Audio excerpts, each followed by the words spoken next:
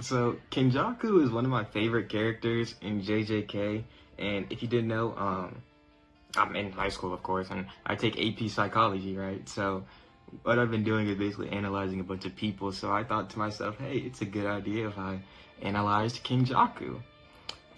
So to really get into what Kenjaku believes, you have to understand who and where Kenjaku came from. Kenjaku grew up in the Heian era, which basically, if I had to compare to any time period, it's like caveman time. There is no technical right or wrong. If you're stronger than someone else, you can dictate what happens to them. You could kill them, you could let them live, anything. And Kenjaku, of course, similar to other Heian sorcerers like Sukuna or Uro, they believe that the only way to get anywhere in life is overwhelming aggression and a complete disregard of other people. And Kenjaku, contrary to popular belief, he believes this fully. Like, he's 100% in tune with this. He doesn't think it's wrong to kill someone that's weaker than him, which makes him a psychopath and a sociopath. He can't understand initially other people's emotions. However, Kenjaku differs from these other two because he lived for 1,000 years. And immortality is often seen as a curse by modern media because, I mean, hey, you're gonna outlive all your loved ones. But Kenjaku, this isn't the same for him because he doesn't really have any loved ones. He didn't care. However, still, with 1,000 years, you're gonna think about some stuff, and Kenjaku does. He's basically a psychopath and a sociopath that learned about what human empathy and emotion are. He doesn't fully believe or apply it to himself, but he can understand and emulate it. We see this when he helps Yuji's friend escape the Cullen Games. I mean, just because, and that he added on a thank you for being my son's friend, just because, I mean, he doesn't truly care about this person, however, and he doesn't care about truly anyone. He just wants to fulfill what he wants. And what he wants is to see people and humans go beyond the natural limits that he's seen. And that natural limit is displayed in Sukuna.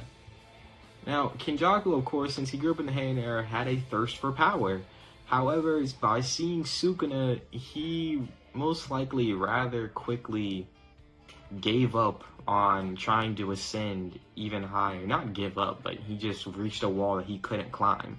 Even though how powerful Kenjaku is, I mean, an open barrier domain, second best barrier techniques, and technical limitless strength, because he could have just let Sukuna die and not turn into cursed objects, guiding his body freshly, and then he just would have been the strongest. It would have been Kenjaku. However, he doesn't see it that way or care that much. He wanted to see something better, something greater than Sukuna. And he doesn't think it's wrong to kill people or make experiments or subject people to torture. And we see this with the death painting wounds, a cursed spirit and human mix.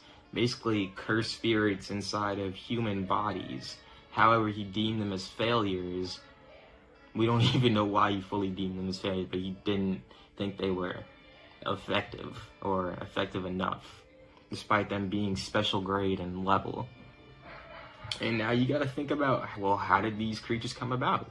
He got a woman pregnant by a curse and proceeded to infuse his own DNA with this woman and then kill the baby 9 different times.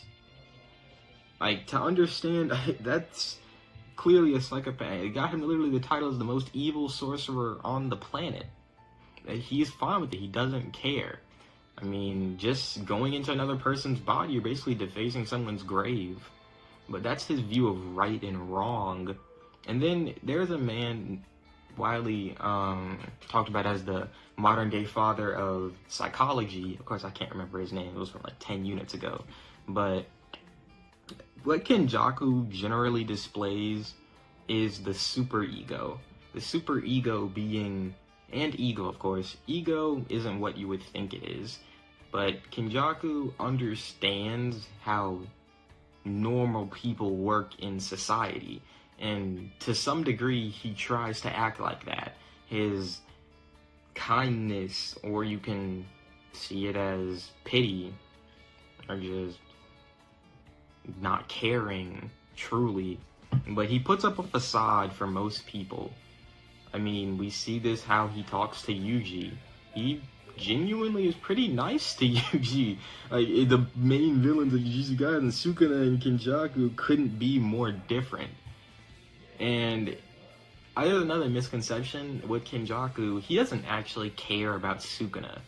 He cares about what Sukuna represents, the level that Sukuna's power is on. He doesn't actually like Sukuna in any kind of way or admire him besides his mentality to get stronger. That is the only thing Kenjaku does. But Kenjaku is also different from Sukuna, is that seeing that he's lived for so long, he can understand the strength of people that aren't strong. Like, he can understand, like Mekamaru, for instance. He notices Mekamaru's intense intelligence to where he can scheme around Mahito's curse technique. Now, if this was Sukuna, he would just think that it's a cheap way to get around someone else's power and wouldn't have said anything on it. However, Kenjaku can understand it and respect someone else's intelligence. I mean, he gives props to practically everyone he fights besides Choso. And the reasoning for that is, to him, Choso is just a failed experiment. Another thing that guarantees why Kenjaku is a psychopath. This is his technical son, and he does not care a thing about him or even see him as a person. To him, he's just, again, a failed experiment that should just be eradicated. Now, Kenjaku, he's rather a complicated character, not because I think he's super duper complex, because in all honesty, I think he's a simple person, and I can understand him to a degree.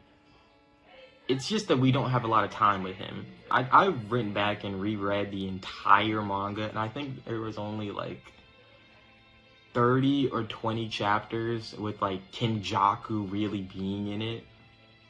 But from what we understand, if I were to diagnose Kenjaku, he is a psychopath with sociopathic tendencies.